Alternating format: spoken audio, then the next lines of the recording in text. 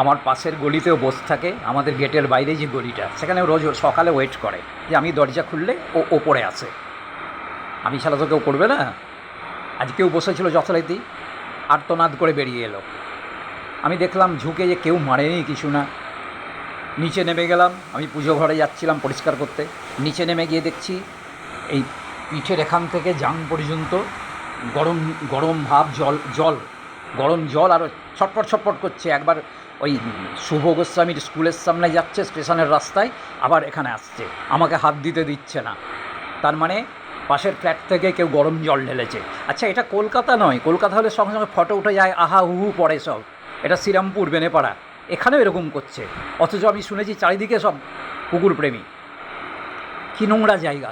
কুকুরটা ছটপট ছটপট করছে, যদিও চামড়া ফামড়া ওঠেনি, বুঝতে পারছি না। কিন্তু এই যে একবার খাটের তলায় ঢুকছে, একবার আমার কাছে এদিকে আসছে, মানে জ্বালা করছে। ফসকা টসকা পড়লে তবে তো ওষুধ দেওয়া যাবে, আমি জানি না কী ওষুধ আছে। এই যে খাটের তলায় ঢুকছে। এই অত্যাচার কবে শেষ হবে? রাস্তায় চেঁচালাম, বললাম, কিন্তু কেউ তো বেরিয়ে আসবে না, বাস কেউ দেখেও নি।